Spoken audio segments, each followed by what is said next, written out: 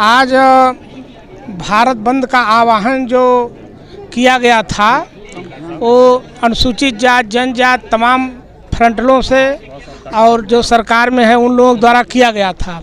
उसका रीज़न ये है कि जो 1 तारीख को जो माननीय उच्चतम न्यायालय द्वारा जो फैसला आया आरक्षण के संबंध में, एससी के वर्गीकरण का बात कि उप वर्गीकरण कर दिया जाए, ये असंवैधानिक है। क्योंकि बाबा साहब ने जो संविधान में, भारतीय संविधान में अनुसूचित जातियों के लिए या जनजातियों के लिए या पिछड़े वर्ग के लिए जो अधिकार दिया है, संविधान के अनुच्छेद 14 जो कहता है कि कानून के आगे सबको बराबरी का दर्जा है। एक बात अनुच्छेद का 15(4), 16(4) ये बताता है कि अगर राज्य के अधीन जितने भी सेवाएं हैं वो सर्वे किया जाए कि किस वर्ग का कितना पद रिक्त है, तो अभी तो भरा ही नहीं गया और ये उपवर्गीय की बात कर दिए। ये तोड़ने वाली साजिश है।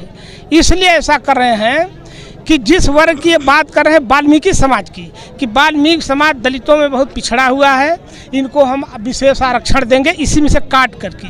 तो आपको ये बता रहा हूँ कि जितना अनुसूचित जात की पूरी आबादी है उसमें वाल्मीकि समाज की आबादी मात्र 2% है या 2.5 मान लीजिए। तो अब 2.5% ही ये आरक्षण पा सकते हैं। अगर वैसे योग्यता वर्गीकरण को लेकर विरोध है जी। हाँ, अगर वर्गीकरण न होता तो इनके अंदर योग्यता होती तो जो हम अनुसूचित जात को 21% आरक्षण मिला है वो 21% फाइट कर सकते थे, लेकिन ऐसा नहीं है। इसलिए कि इनको 2.5% आरक्षण दे करके, जो अभी जब पहले इनका क्या चलता था कि जब कैंडिडेट जाते थे तो ये कहते थे पद जो रिक्त है कहते थे कि नॉट अवेलेबल, मतलब कैंडिडेट एससी का नॉट अवेलेबल, उपलब्ध ही नहीं है। तो जब एससी कास्ट के, अरे रुका यार काहे पढ़ाओ था हम कहते, और जब एससी समाज के, दलित समाज के लड़के कलम उठा लिए, पढ़ने लिखने लगे, मेहनत करने लगे और भारी संख्या में जब ये लोग आने लगे तो फिर वहाँ एक और शब्द लगाया NFS, नॉट फॉर सूटेबल, और ये करके भर्ती से बाहर कर देते हैं। और फिर वो जो रिक्त पद होता है उसको डी रिजर्व करके, मतलब आरक्षण से बाहर करके जनरल से भरते हैं।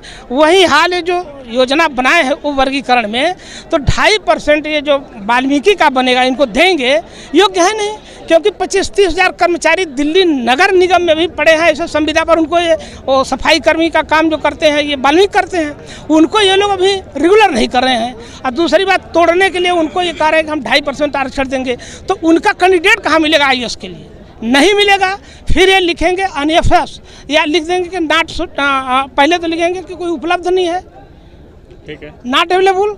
फिर अगर कोई जाएगा भी तो कह देंगे नॉट सूटेबल। तो वो पद जब रिक्त रहेगा तो उस पद रिक्त को बाद में ये जनरल में कर देंगे और पूरा जनरल से भरते हैं। ये प्रक्रिया चली आ रही है अब तक, जब से देश आज़ाद हुआ है। हम लोग जो आरक्षण मिला हुआ है 49.5%, मतलब BC का और हम लोगों का मिलाकर, और BC तो बहुत कम है, लेकिन SC का भी मात्र 17% आरक्षण ही पूरा हुआ है, अभी रिक्त है। तो सुप्रीम कोर्ट को ये पावर ही नहीं है, संविधान दिया ही नहीं है वो वर्गीकरण करने के लिए। वो तो यहाँ भारत सरकार करेगी, प्रदेश सरकार से जो है प्रस्ताव जाता है कि इनकी आर्थिक, सामाजिक, शैक्षणिक और दृष्टिकोण से पिछड़े हैं, इन्हें इस लेवल में रखना चाहिए, ये भारत सरकार का काम है।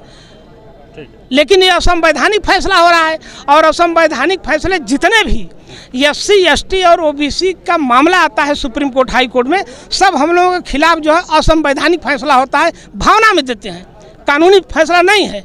इसलिए हम लोग आज विरोध करने के लिए सुप्रीम कोर्ट का, कि सुप्रीम कोर्ट तुम इस तरह फैसला दे रहे हो और तुम्हारा दादा, बेटा, बाप सब एक वो बना है, सीढ़ी बनी है, सारे के सब जज बन जा रहे हो हाई कोर्ट, सुप्रीम कोर्ट में। ये कौन सा तरीका है? न वहाँ क्रीमी लेयर है, न वहाँ कोई व्यवस्था लागू है। सार बहनोई, बिटिया, दमाद सब जज बन रहे हैं हाई कोर्ट, सुप्रीम कोर्ट में, और वही जजमेंट देते हैं हम लोगों के विरुद्ध। चाहे आरक्षण का मामला हो, चाहे किसी शेड्यूल कास्ट बैकवर्ड को फर्जी भ्रष्टाचार फंसाएंगे तो जमानत भी नहीं मिलती है। शासन के मंशा के अनुरूप फैसले आ रहे हैं। इसलिए आज का ये विरोध भारत बंद का हम लोगों का है कि वो अपना फैसला वापस लो, और जो हमारे रिक्त पद हैं अभी इतने सालों से उसको पूरा करो, और पिछड़ों का भी वो जो है आरक्षण पूरा करो। पिछड़े भाई कम भागीदारी, जब तक ये मांग नहीं पूरी होती है तब तक ये आप लोगों की लड़ाई जारी है। आंदोलन, और जो ऊपर वाले लोग हैं वो ये चलता रहेगा, और अगला कदम क्या होगा वो भविष्य बताएगा। क्योंकि ये लोग जो है हमेशा से हम लोगों के साथ नाइंसाफ़ी किए हैं और दबा के रखना चाहते हैं, तोड़ के रखना चाहते हैं और आगे नहीं बढ़ना देते चाहते हैं। Thank you. और एक लेटरल एंट्री की बात जो कर हैं, अभी ये 46 लेटरल एंट्री से IAS रैंक बनाए, जो कि ये पूर्ण रूप से असंवैधानिक है, वो अयोग्य है, बिल्कुल कोई जानकार नहीं है। और जब से मोदी जी की सरकार बनी है तब से अब तक 130 लोगों को लैटरी इंटर का नोटिफिकेशन तो सरकार ने वापस ले लिया है ना? नहीं ले लिया, लेकिन ये और पहले वाला नहीं ना लिया, ये तो तत्काल में 46 वाला लिया और 130 जो बना दिए थे वो कहाँ जाएंगे। और उसमें है क्या कि मुखर्जी नगर आप देखेंगे दिल्ली में, तो ये तमाम एक गरीब समाज के लड़के रिक्शा चलाने का बेटा, सगड़ी चलाने का बेटा एक टाइम खा करके मुखर्जी नगर में IAS की तैयारी करते हैं। और अगर वो IAS फाइट कर गया एक गरीब का बेटा तो प्रमोशन करते करते कहाँ जाएगा, डायरेक्टर बन सकता है। लेकिन ये जब बिना परीक्षा के, बिना पढ़ाई, सीधा डायरेक्टर बन रहा है, डायरेक्टर सीधे डायरेक्टर बना दे रहे हैं, तो ये कितना बड़ा अन्याय है देश के साथ। बाबा साहब ने जो अधिकार दिया इसलिए दिया कि दलितों के पास न जगह है, न जमीन है, न कारखाना है, न कुछ है, तो पढ़ेंगे लिखे, पढ़ाई लिखाई के माध्यम से सर्विस करेंगे और अपने जीवन स्तर को ऊंचा करेंगे। जब ये समाज कुछ आगे बढ़ने लगा तो इनके पेट में जो है वो लगी, कूदने लगा चूहा, और ये षड्यंत्र रच करके हम लोग फिर पीछे वहीं 100-200 साल पीछे ढकेलना चाहते हैं। लेकिन अब ये समाज जागरूक हो गया है, दलित समाज, अब रुकेगा नहीं।